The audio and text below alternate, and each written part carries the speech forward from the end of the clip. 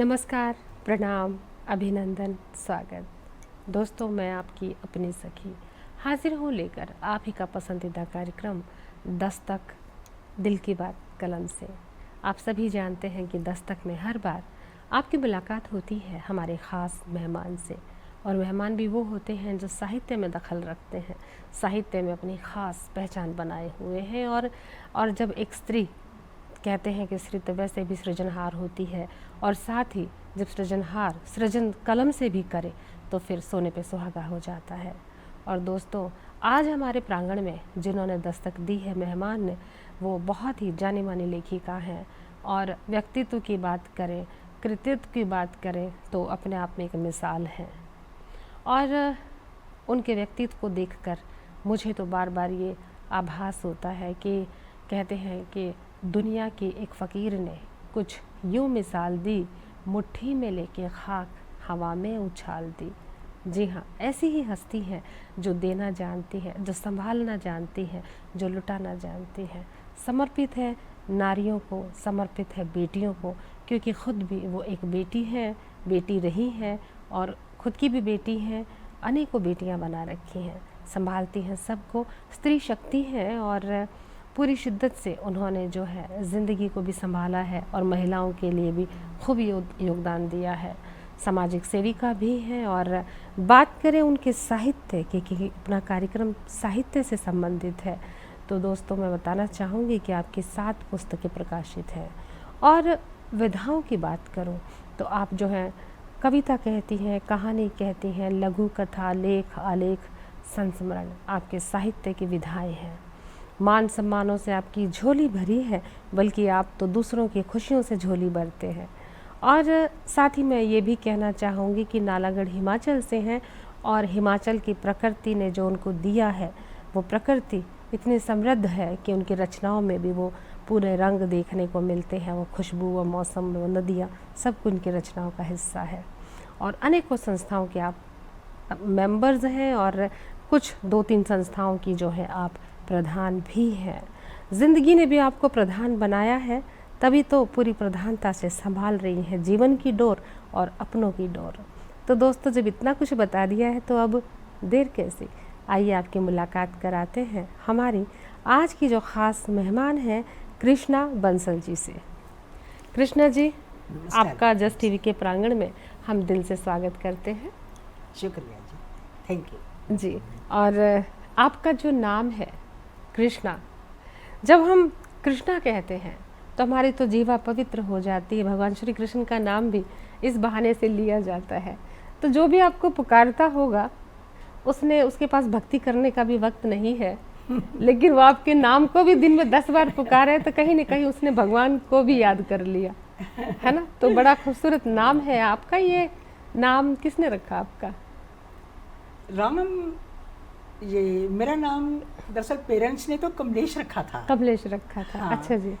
पर हुआ यूँ कि हाँ। स्कूल में वो हिंदी मीडियम स्कूल था, उर्दू किसी को पढ़ना नहीं आता था।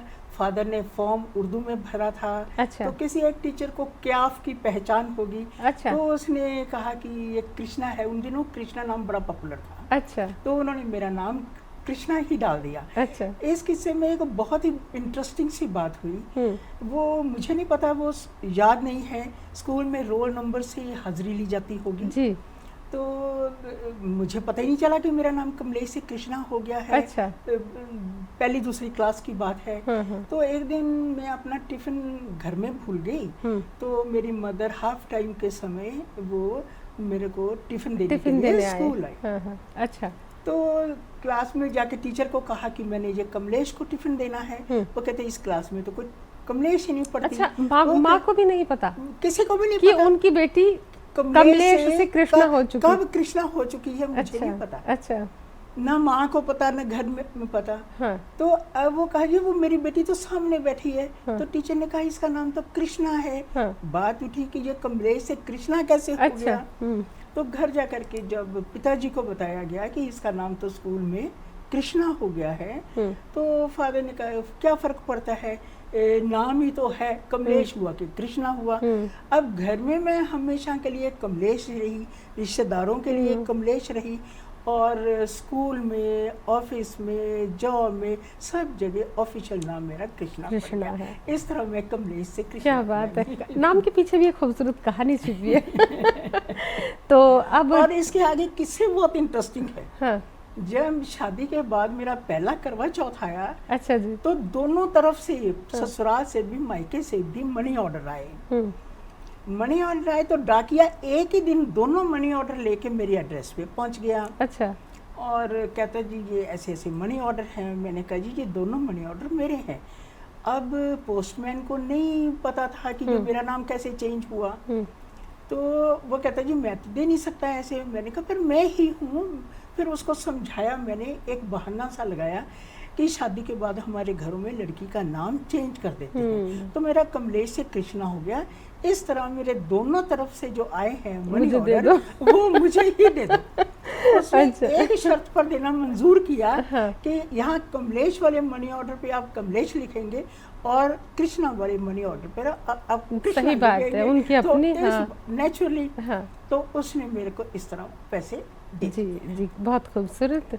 तो लगे हाथों हमारे दर्शकों को आप ये भी बता दीजिए कि कृष्णा जो थी हमारी, यानी कमलेश जो है, वो कौन से शहर में थी, कहाँ पे, वो स्कूल कौन सा था, कौन सा जिला था, अपने बाल्यावस्था, अपने परिवार के बारे में, अपने स्कूल के बारे में थोड़ा और जानकारी दीजिए। मेरी नानी का घर लुधियाना में है जी, तो मेरी पैदाइश भी लुधियाना में हुई। अच्छा जी। पर मेरे फादर का घर लाहौर के पास जिला जड़ावाला है। जड़ावाला डिस्ट्रिक्ट लायलपुर। अच्छा जी, लायलपुर जिले में। तो हम लोग जब पैदाइश के बाद नेचुरली दादी के घर जाना था तो मैं वहीं हम रहते थे जी। और जब मैं 4 साल की थी, जब 15 अगस्त 1947 बना ना, मतलब विभाजन के समय मैं वहाँ पर जड़ावाला में थी। 11 अगस्त को मेरी मदर हम 2 बहनों को लेकर के मायके आ गई। 11 अगस्त 1947 को। 11 अगस्त को 11 अगस्त 1947 को। जी जी। क्योंकि हमने वहाँ पर एक 2 कमरों का नया घर बनाया था जी। तो वहाँ से वो मायके आई सेलिब्रेट करने के लिए जी। मकान की सेलिब्रेशन शेयर करने के लिए जी। तो फादर वहीं रह गए।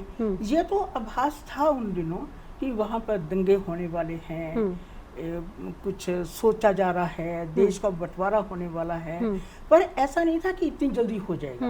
फादर का ये सोचना था कि जो भी विभाजन होगा, जब भी होगा, तो सरकारें बदल जाएंगी, लोग जहाँ रह रहे हैं वहीं रहते रहेंगे।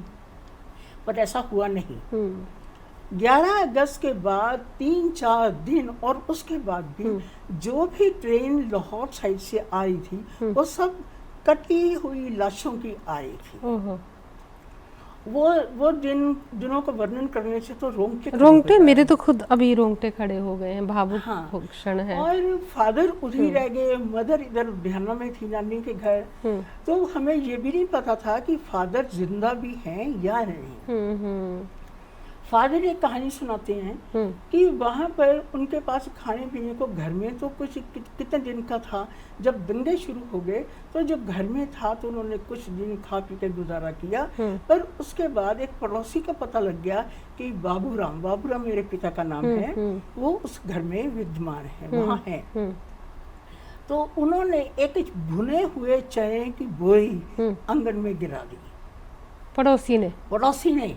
कि अगर कोई इस घर में रह रहा होगा, पका तो कुछ क्या बात है, वाह, इंसानियत देखो। हाँ, भुने हुए चने की एक बोरी उस घर में गिरा दी छत से जी। उनका घर जुड़ा हुआ था। कृष्णा जी, कहानी वाकई रोंगटे खड़े कर देने वाली है, आप बीती है घर वालों की। तो कृष्णा जी, आपने बताया कि जब आपके फादर साहब जिस घर में अंदर रह गए थे, पड़ोसियों ने जो है चने की बोरी डाल दी ताकि जो भी अंदर है तो उसको दिक्कत ना आए। तो आगे आप बता रहे थे। हाँ, पर वो कई दिन निकल गए, वो चने खा करके, पानी पी करके उन्होंने जिंदगी के वो बड़े कठिन दिन गुजारे। फिर एक दिन उन्होंने हिंदू मिलिट्री से सुना कि कोई भी अगर भारत में जाना चाहता है तो वो अपने 2 नग मीन्स एक बिस्तर और एक बॉक्स लेकर के वो भारत जा सकता है। तो फादर ने अगले दिन वो अपने 2 चीज़ें जो पैक कर रखी थी वो ले करके अमृतसर की ओर रवाना हो गए। तो अमृतसर आकर के उन्होंने किसी के हाथ संदेशा भेजा बीजी को, मदर को, कि वो पहुंच गए हैं अमृतसर और 1-2 दिन में लुधियाना पहुंच जाएंगे। उस दिन उस घर में, हमारी नानी के घर में खुशी का ठिकाना नहीं रहा, क्योंकि 2 महीने बाद ये पता चला था कि उनका दामाद जिंदा है और सही सलामत है। तो उसके बाद की कठिनाइयों का तो सफ़र कई साल लंबा चला, पर फिर भी उसके बाद फादर ने बहुत मेहनत की, दुकान बहुत अच्छी चलाई, फिर बाद में होलसेल ऑयल्स का काम किया। तो उन्होंने सभी बच्चों को खूब पढ़ाया लिखाया, शादियां की। उन्होंने अपना जीवन पूरा बच्चों के ऊपर ही समर्पण कर दिया।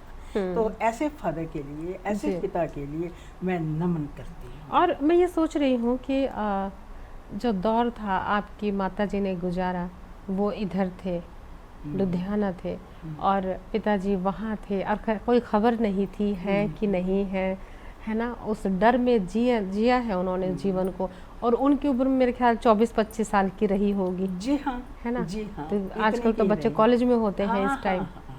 तो उनकी शादी 20 साल की उम्र में हो गई थी। वो 22 साल की थी जब मैं हुई, 24 साल की थी जब मेरी छोटी सिस्टर हुई, लगभग यही उम्र होगी। तो आप कितने साल के थे उस वक्त? मैं 4 साल की थी। 4 साल के थे। तो मैं ये सोच रही हूँ कि अगला सवाल पूछूं कि ना पूछूं, लेकिन अब ये सवाल ये उठता है कि 1947 में आप 4 साल के थे, तो इस वक्त उस हिसाब से आप 80+ जा रहे हैं। जी हाँ, लेकिन आप लग रहे हैं 60 के। तो ये आपने खुद को ऐसे सहेजा, संवारा, संभाला कैसे? ये तो हमारे जो दर्शक है ना, वो भी सुनना चाह रहे होंगे कि है उम्र से तो 80+ है, लेकिन देखने में 60+ है। तो ये खूबसूरती का, इस अंदाज का, इस उम्र को संभालने का राज क्या है? मैं तो ये पर्दे खुलवा के रहूंगी। वैसे महिलाओं से उम्र पूछी नहीं जाती। आपने इतना बड़ा कॉम्प्लीमेंट दिया है, सबसे पहले तो मैं शुक्रगुजार हूँ, आपका धन्यवाद करती हूँ जी। पर इसमें मैं सोचती हूँ कि मेरा बहुत योगदान नहीं है जी। ईश्वर की अनुकंपा है, आशीर्वाद है, दया है, कृपा है। मैं बहुत विश्वास करती हूँ, ईश्वर पर ही विश्वास करती हूँ, परम सत्ता पर विश्वास करती हूँ जी। बिल्कुल।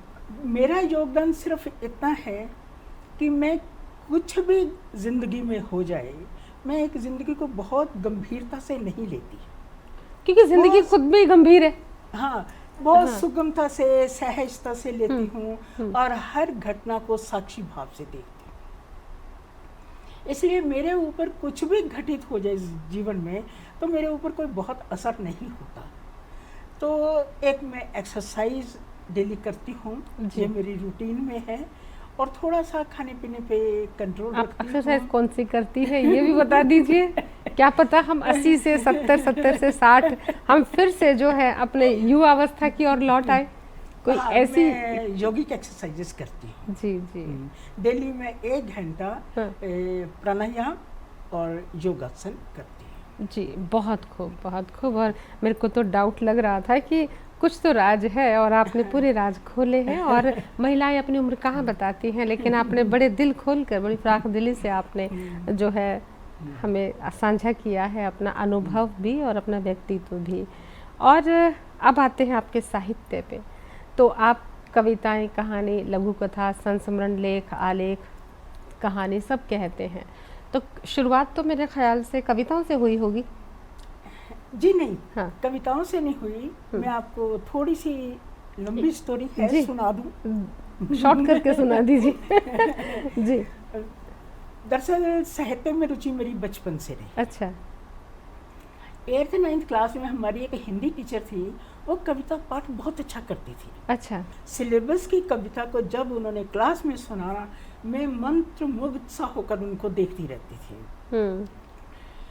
और मन के अंदर इच्छा होती थी कि कभी मैं भी कविताएं लिखूं, और इन मैम की तरह ही, उन दिनों बहन जी कहते थे हम लोग, बहन जी कहते थे टीचर को, इनकी तरह ही रिसाइट करूं। और दूसरा मेरा साहित्य में रुचि होने के कारण है, जब मैंने मैट्रिक की और उसके बाद 3 महीने की छुट्टियां होती थी हमारे टाइम में, अब तो शायद कम होती है। तो मेरे मदर ने एक दिन कहा कि अब तू बड़ी हो गई है, तेरे को सिलाई सीखनी चाहिए, थोड़ा बहुत किचन का काम भी सीखना चाहिए, तू बड़ी। तो मेरे फादर ने मुझे इशारे से बुलाया, चुप रहे, जो माँ कहती है कहने दे, तू मेरी बात सुनना बाद में। तो उन्होंने मुझे कहा कि बेटा अगर तूने एक दफ़ा सिलाई सीख ली तो घर में ही कपड़े सीने का काम बढ़ जाएगा तेरे के लिए, तेरा पढ़ाई में दिलचस्पी नहीं रहेगी। बिल्कुल बिल्कुल। मैं तेरे लिए इन छुट्टियों में नॉवल ला के दिया करूँगा लाइब्रेरी से। अच्छा जी। मुझे अब मैं सोचो तो मुझे हैरानी होती है कि फादर ने खुद कहा नॉवल ला के दूंगा, उपन्यास ला के दूंगा, वो पढ़ा करना।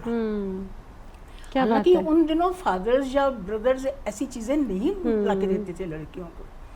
उन्होंने मेरे को, उनकी दुकान के सामने एक लाइब्रेरी थी और वो लाइब्रेरी से इशू करवा के ले आते थे और मेरे को उन्होंने उपन्यास ला के देने। मैंने प्रेमचंद के सारे नॉवेल्स, प्रेमचंद की कहानियों के सारे वो मानसरोवर संग्रह और रविंद्र साहित्य, कितना ही कुछ पढ़ डाला, समझ आए ना आए पढ़ जरूर डाला। तो उससे साहित्य के अंदर रुचि हो गई। बिल्कुल। जब मैं कॉलेज में गई तो एक दफ़ा हम देहरादून घूमने के लिए गए। वहाँ सहस्त्रधारा एक पिकनिक स्पॉट है, खूब अच्छी सहस्त्रधारा पिकनिक स्पॉट है। तो वहाँ जब मैं वापस आई तो कॉलेज मैगजीन के लिए मैंने सहस्त्रधारा आर्टिकल लिखा, लेख लिखा, यात्रा वृत्तांत। वो मेरा पहला लेख था, वो मेरा पहला यह। तो वो छपा और बहुत ही प्रशंसित हुआ। मुझे एनकरेजमेंट मिला, मैं बहुत उत्साह मिला मुझे। और उसके बाद मैंने पीछे मुड़ के नहीं देखा। कॉलेज की हर मैगजीन में मेरा कोई ना कोई आर्टिकल, कविता, कहानी, लघु कथा छपती रहती थी। क्या बात है। तो वहाँ से शुरुआत हुई, वहाँ से शुरुआत हुई मेरी। बहुत खूब। और उसके बाद शादी, ब्याह, बच्चे, जिम्मेवारियाँ, कई कुछ बच्चे कितने हैं? मेरे 2 लड़के हैं, दो बेटे हैं। जी जी, बहुत। अब तो वो शादीशुदा हैं जी। आगे उनके बच्चे को भी शादियां हो चुकी हैं। क्या बात है, क्या बात है, बहुत खूब। अब तो मैं इंतजार में हूँ कि परदादी कब बनूं। क्या बात है, बहुत खूब। और ये तो बड़े सौभाग्य। फिर हाँ जी, फिर मेरा शुरू हुआ दोबारा लिखना, काफी गैप के बाद लिखना शुरू हुआ। कई दफा प्रकाशित हो जाती थी कविताएं या कहानियाँ, कई दफ़ा सखेद और धन्यवाद वापस आ जाती थी। उन दिनों हम सब कुछ लिखित रूप में होता था, ऑनलाइन कुछ नहीं था। तो मैंने भेज देने, वापस आनी तो बड़ा कष्ट सा होता था। फिर अगले दिन कॉलेज में क्लास लेना, क्योंकि उन दिनों छोटी एज थी, हर तरीके का स्ट्रेस था शरीर पे, तो वो सहन नहीं पाती थी। फिर मैंने फिर रास्ता छोड़ा कि नहीं, अभी नहीं करना। ये ज़्यादा शुरू हुआ मेरा लिखना 2000 में जी, 2000। बहुत खूब। और अभी आपकी कविता यात्रा पर करेंगे बहुत सारी बातें।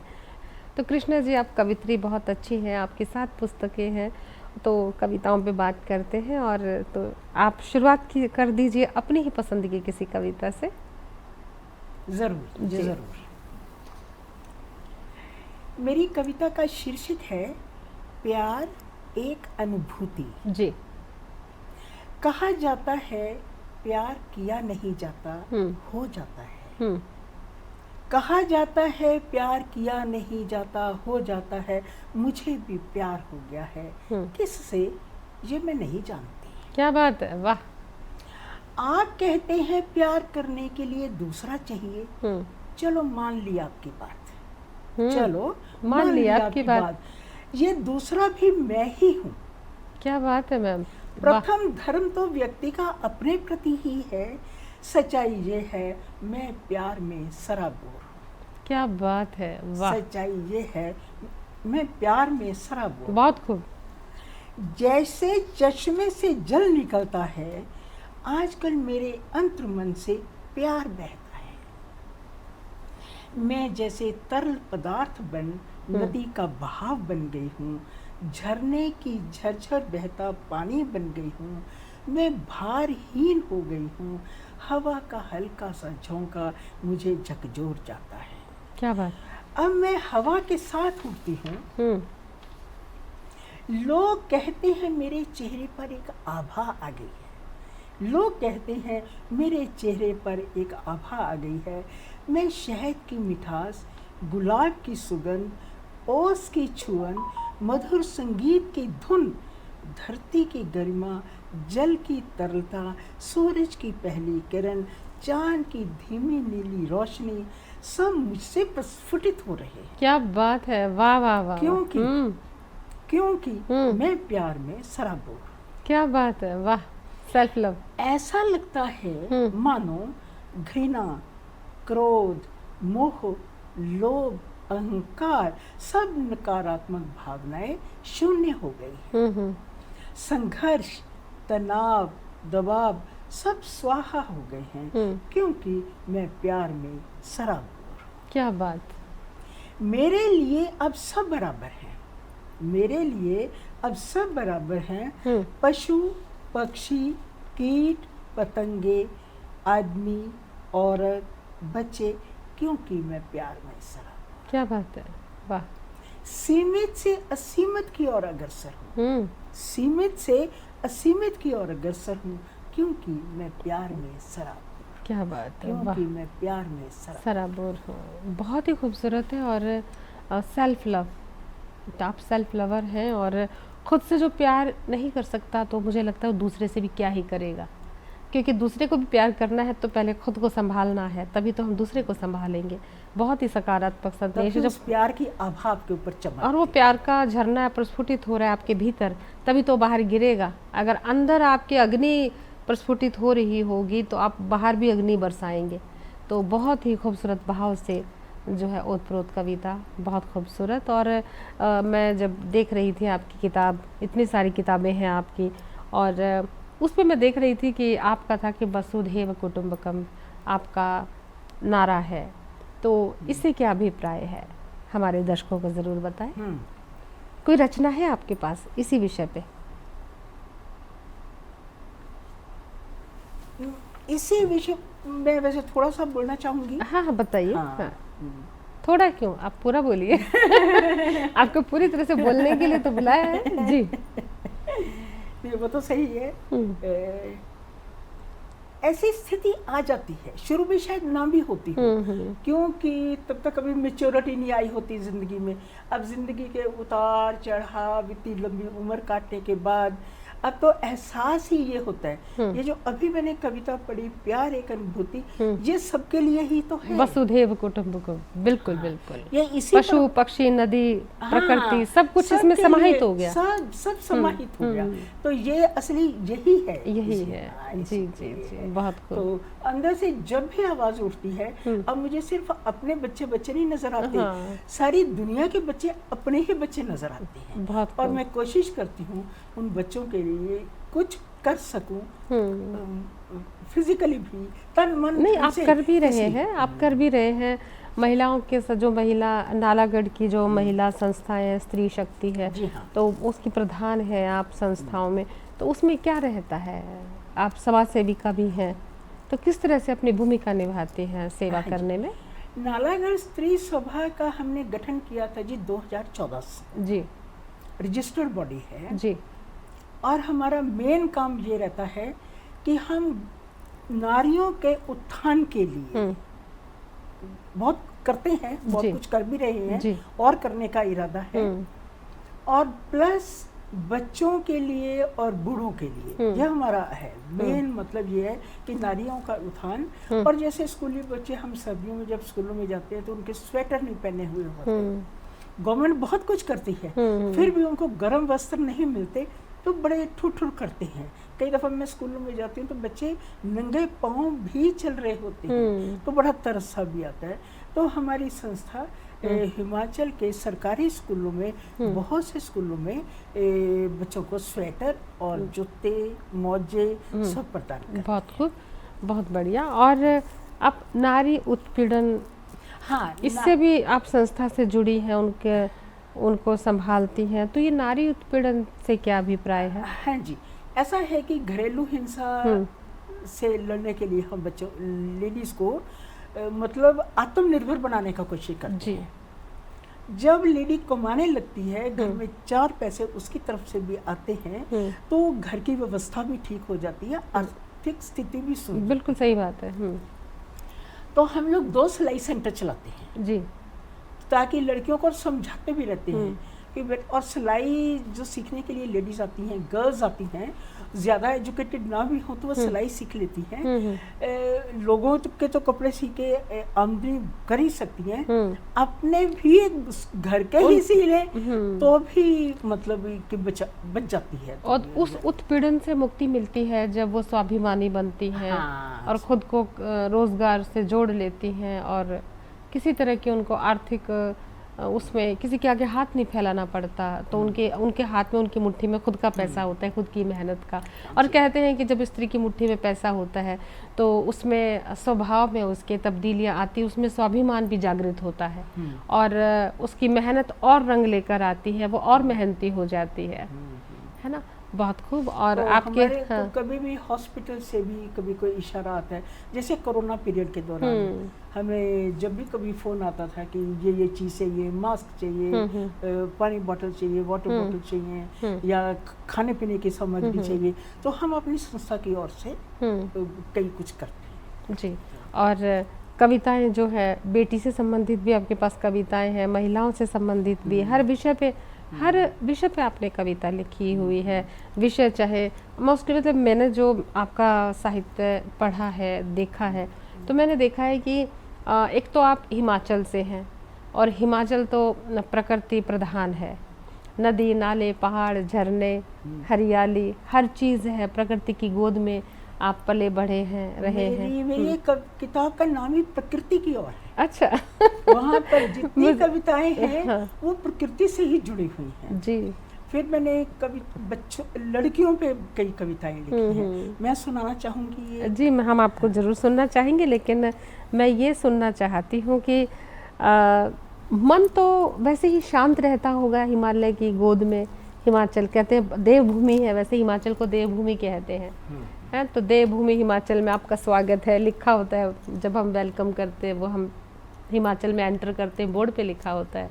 तो जब लिखा होता है ना कि देवभूमि में आपका स्वागत है, तो ऐसा लगता है कि भगवान ने कोई बोर्ड लगा रखा है और हम जो है ना किसी मंदिर में या किसी मतलब कोई स्वर्ग वाले एरिया में एंटर कर रहे हैं, तो पॉजिटिव तो फील होना शुरू ही हो जाता है। और आप तो वहाँ रहते हैं। हिमाचल प्रदेश है ही देवी देवताओं का प्रांत है, बिल्कुल बिल्कुल स्टेट है। हाँ बिल्कुल। तो वहाँ का वातावरण भी शुद्ध है, पर्यावरण भी शुद्ध है, सही बात, और मन भी शुद्ध है। मन भी शुद्ध है। तो दोस्तों बिल्कुल वहाँ का वातावरण भी शुद्ध है, मन भी शुद्ध है, तन भी शुद्ध है, क्योंकि ताज़ी हवाएं हैं।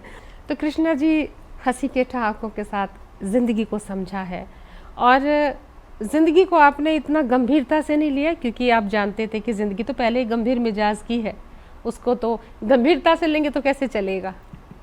बहुत ही आपने बहुत खूबसूरत रहस्य बताया है दोस्तों। ये बहुत ख़ास बात है कि ज़िंदगी तो खुद में ही गंभीर है, तो उसको इतना गंभीरता से क्यों लेना भाई। ज़िंदगी गंभीर है तो आप सहजता से लें, जितनी सहजता से ज़िंदगी को समझेंगे ज़िंदगी आसान हो जाएगी। कृष्णा जी कह रही हैं, मैं नहीं कह रही। और मैं कैसे कह सकती हूँ, कृष्णा जी ने जो इतनी बड़ी बात कही है, जीवन मंत्र है ये। और हम भी सहज हो गए हैं आपके साथ बैठ के।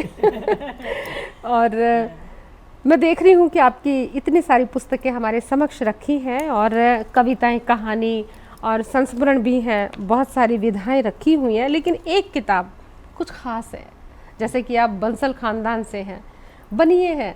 जी हाँ। बनिया कहने से थोड़ा और अच्छा लग रहा होगा, है ना भाई। बनिए तो कैसे हमारे जब बचपन में हम छोटे छोटे थे, हम लोग ये सुनते आए थे कि भाई बनिया और ब्राह्मण की बात थी कि बनिए में 52 बुद्धि होती है, ब्राह्मण की बुद्धि उसकी चोटी में ही होती है। मतलब उसे शास्त्र का ही पता है, इससे अलावा उसे कुछ नहीं पता। लेकिन बनिए का मैथमेटिक्स, आप कोई भी एग्ज़ाम देख लीजिए, जेई मेंस का हो या फिर इसका नीट का हो या फिर आईएएस का हो, बंसल, मित्तल, गर्ग सबसे टॉप पे मिलते हैं। और वो इतना नहीं पढ़ते, लेकिन वो 52 बुद्धि वो डीएनए में है। जी हाँ। तो क्या ये सच है? ये सच है। जी, क्योंकि हमने बचपन से सुना था, हमारे दादा लोग बोलते थे। नालागढ़ में कभी कुछ ऐसा आया, 5-6 साल का पीरियड ऐसा आया, शहर में हर ऑफिसर बढ़िया था। अच्छा, गोयल है, मित्तल है, गर्ग है, बंसल है, हर ऑफिसर ही मतलब, और बहुत अच्छे और ब्रिलियंट होते ही हैं, ब्रिलियंट। 52 बुद्धि बोलते थे, और किसी में तो एक बुद्धि है, पर बनिए में 52 बुद्धि, तो कुछ तो सोच के कहा ही होगा, क्योंकि उनके बच्चे जो छोटे छोटे होते थे, हमने जो अपनी आंखों से देखा है बचपन में, जो गांव में घर होते थे, तो जो बनिए लोग होते थे उनके जो इतने बच्चे होते हैं ना, वो भी गुल्लक के पास बैठे होते थे, और जब हम कोई टॉफी लेने या मुरमंडे लेने या कुछ छोटी मोटी रंग बिरंगी गोलियां आती थी, 25 पैसे की, 50 पैसे की, कितनी वैरायटी आ जाती थी पहले के ज़माने में। जब हम दुकानों पे जाते थे तो उनके इतने बच्चे गुल्लक के पास, उनका जो गुल्ला होता था उस पर बैठे होते थे, गद्दी पे, गद्दी नशीन होते थे, और हम उनसे कहते थे कि ये छोटा सा है, क्या देगा, और वो इतना सा बच्चा फटाक से खुले पैसे लेके और फटाक से दे के, ब्लड में, हाँ, तो हम कहते थे तो छोटा सा है, लेकिन बड़े अच्छे से वो दुकान संभाल लेता है अपने पिता की एब्सेंस में। अगर उनके फादर इधर उधर है तो वो बैठता था। 4 साल का बच्चा, 5 साल का बच्चा, बूढ़े को, जो बूढ़ा बंदा है उनको सामान पकड़ाता है। तो अब इससे बड़ा उदाहरण तो नहीं हो सकता। आपको हैरानी होगी, मेरा सब्जेक्ट भी मैथमेटिक्स है। अच्छा जी, ओह। तो किताबों की गिनती बता रही है कि खूब लिख रहे हैं, लेकिन मैं जिस किताब पे बात करने जा रही हूँ दोस्तों, किताबें हर कोई लिखता है, कहानी जो हमारे उपन्यासकार आते हैं, लेकिन इन्होंने एक अनोखी किताब लिखी है बंसल खानदान के ऊपर।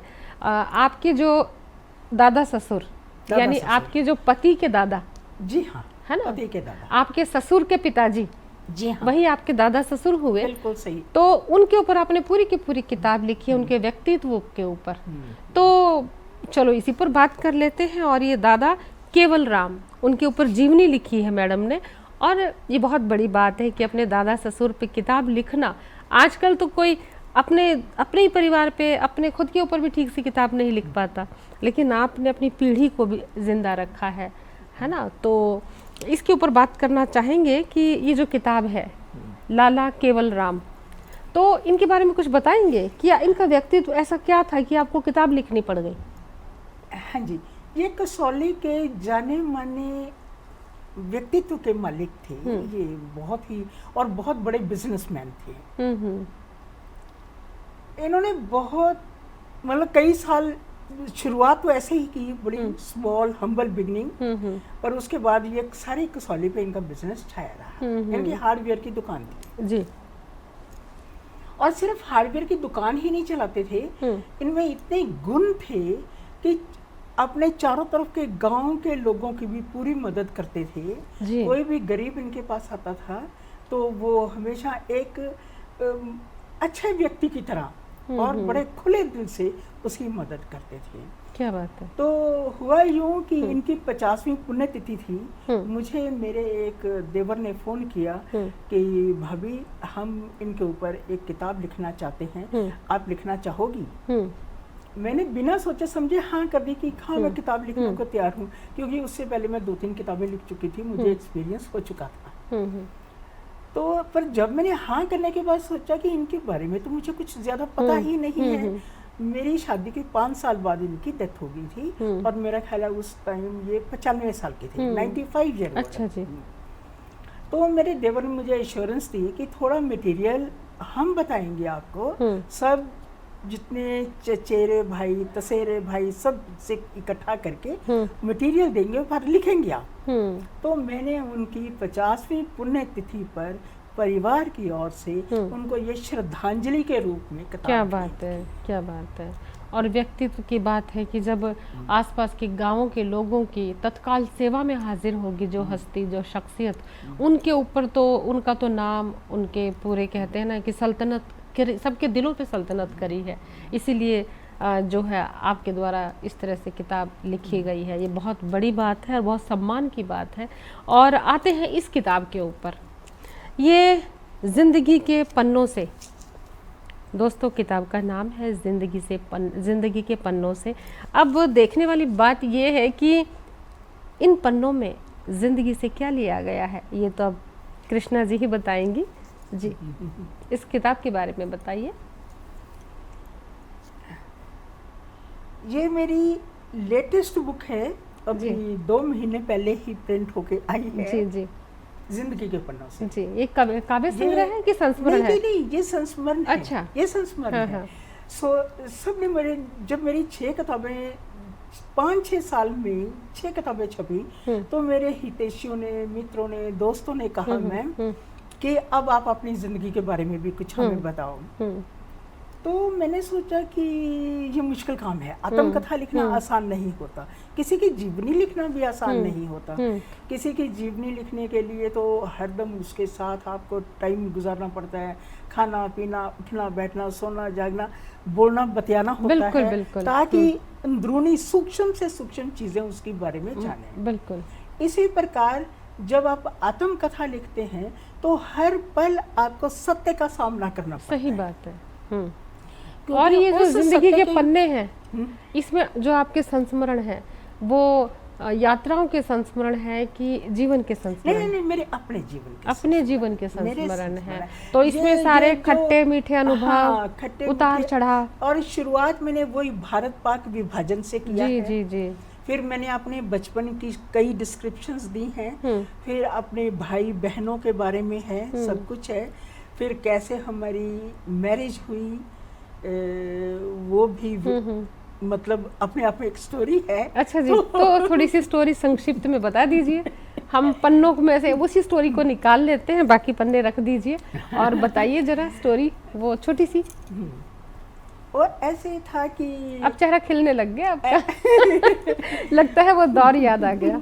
जी, नेचुरली अतीत में तो पहुंच ही जाते हैं। अतीत खूबसूरत भी हो जाता है। हाँ, खूबसूरत। मेरी जिंदगी कुछ बहुत उतार चढ़ाव नहीं आए, आने भी नहीं चाहिए, कैसे आ सकते हैं। झील की तरह शांत सी ही रही। क्या बात कुछ स्वभाव शांत था। हाँ। कुछ ठीक ही रहा, जिंदगी बहुत अच्छी कटी, ईश्वर की बड़ी कृपा रही।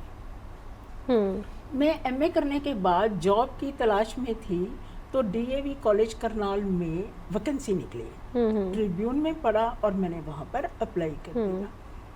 अब मैं लुधियाना में रहती थी, करनाल जाना, मेरे साथ कौन जाए, ये थोड़ी सी समस्या हुई। वहाँ मेरी मदर की भाभी की बहन का घर था, तो वहाँ पर इंटरव्यू देने गए, तो मैं वहाँ ठहरी। वहाँ मुलाकात हुई भाभी की एक और बेटे से। तो ये अल्टीमेटली कुछ कोर्टशिप के बाद 1-2 साल चलने के बाद उनसे मेरी मैरिज हो गई।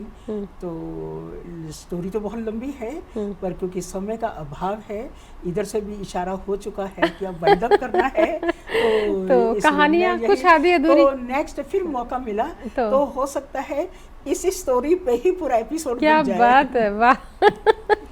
प्यार की कुछ कहानियां पर्दों में रहने देते हैं, है ना, और उस पर फिल्म बनेगी बहुत जल्द। तो दोस्तों, जिंदगी खुशियों से भरी है, समर्पण से भरी है, सेवा से भरी हुई है और साहित्य से भरी हुई है। तो ज़िंदगी तो खूबसूरत होगी ही, उम्र भी वहीं रुक जाती है जब आदमी सकारात्मक होता है। जी हाँ कृष्णा जी, आज आपने जस्ट टीवी के प्रांगण में दस्तक दी, बहुत सारी बातें साझा करी, अपने अनुभव बताए। हम जस्ट टीवी की ओर से आपका धन्यवाद करते हैं। धन्यवाद जी। दोस्तों, किसी भी इन्फो के लिए इन्फो करें info@just broadcasting, और जल्द लेकर आएंगे एक और दस्तक आपके लिए। अब मुझे और कृष्णा जी को, यानी हम दोनों को दीजिए अनुमति। प्रणाम। प्रणाम।